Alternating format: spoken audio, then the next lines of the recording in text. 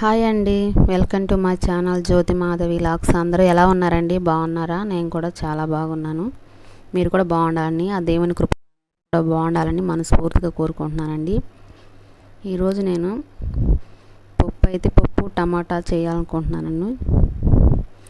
చూడండి, నేనైతే పొయ్యి మీద పెట్టేశాను. చూడండి, పప్పు అయితే ఉడుకుతుందన్నమాట.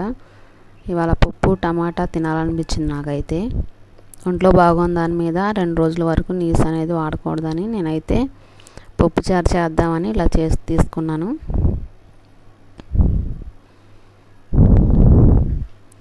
చూడండి, పప్పు అంతా కూడా ఉడికిపోతుంది మెత్తగా.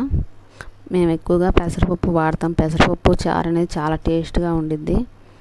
కందిపప్పు అనేది మాకు పడదండి, అందుకే నేను కందిపప్పు ఎక్కువగా తీసుకున్నాను అనమాట. పెసరపప్పు చారు అంటేనే బాగా ఇష్టపడతారు మా ఇంట్లో.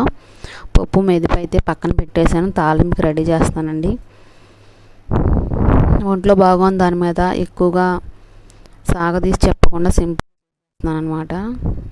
పప్పు మెదిపి పక్కన పెట్టేసుకొని తాలింపు రెడీ చేసుకున్న నూనెలోనే కొంచెం నూనె ఎక్కువ వేసుకొని వడియాలు అనేది మొన్న చేశాను కదా, వడియాలు అవి అనేది కొంచెం వేపి ఒక గిన్నెకి తీసుకొని పెట్టుకున్న తర్వాత పప్పు చారు అనేది తాలింపు వేద్దామని చెప్పి నేను ముందుగా వడియాలు అనేది వేపుతున్నాను. వడియాలు వేపేటప్పుడు ఎక్కువ మంట అనేది పెట్టుకోకూడదు, మనం తగ్గించి పెట్టుకొని అట్లా వేపుకోవాలి. లేకపోతే ఊరికనే మన పిండి వడియాలు కదండి, వెంటనే మాడిపోతాయి అన్నమాట. అలా ఎక్కువ సగం మీద అయితే చేసుకోకూడదు. అలా కొంచెం కొంచెంగా వేసేసి అట్లా చేసుకోవాలి.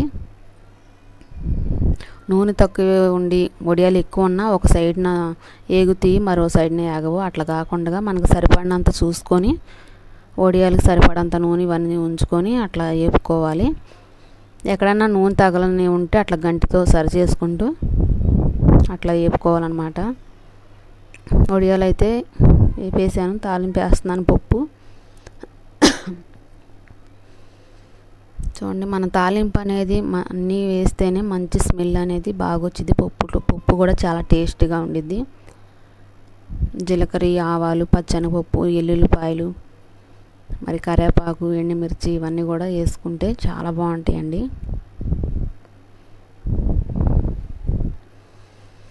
ఓకే, చూడండి, మిరగాయలు వేసేసాను, అలాగే కరివేపాకు కూడా వేసేసాను. బాగా నూనె కాగింది, కానీ నేను వడియాలు వేపుకున్నాను కదా, నూనె అనేది బాగా కాగింది. అందుకే త్వరగా వేయంగానే ఎండుమిరగాయలు అయితే ఒక సైడ్ నుంచి చూసారు అలాగా మాడిపోతున్నాయి అన్నమాట త్వరగా. అందుకే పప్పు అనేది త్వరగా తాలింపు వేసేద్దామని అయితే నేను సిమ్లో పెట్టేసి పప్పు తాలింపు వేయడానికి అయితే తీసుకున్నాను అనమాట. పప్పు అనేది రెడీ చేసుకున్నాను. అందులో చింతపండు ఇవన్నీ కూడా కలిపేసుకుని తాలింపు అయితే పెట్టేశాను. అలా వేసినప్పుడు చాలా మంచి స్మెల్ అనేది మనకు బయటకు వచ్చింది అనమాట.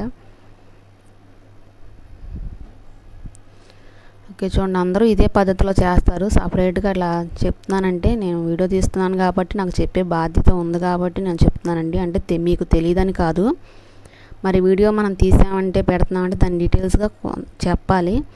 చాలామంది తెలియని వాళ్ళు పప్పు చారు చేసేటప్పుడు వీడియో ఆన్ చేసుకుని ఒకవేళ చూడాలనుకున్న వాళ్ళు చూస్తారు కదా, లక్కీగా మన ఛానల్ ఆన్ చేసినప్పుడు మనం డీటెయిల్స్గా చెప్పకపోతే బాగోదు. కాబట్టి అందుకే నేను ప్రతిదీ కూడా ఇలా చేయాలని చెప్తున్నాను.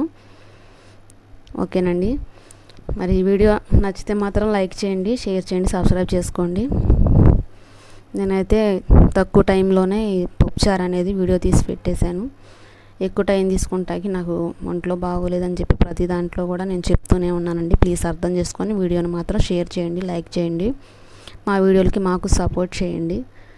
మీ సపోర్ట్ ఉంటేనే నేను వీడియోలు తీయగలుగుతానండి. ముఖ్యంగా అది మాత్రం మీరు ఆలోచించుకోండి. వీడియోలు తీద్దాం అనుకుంటే వీడియోలు చూస్తేనే కదండి నేను వీడియోలు తీయగలిగేది ఏదైనా.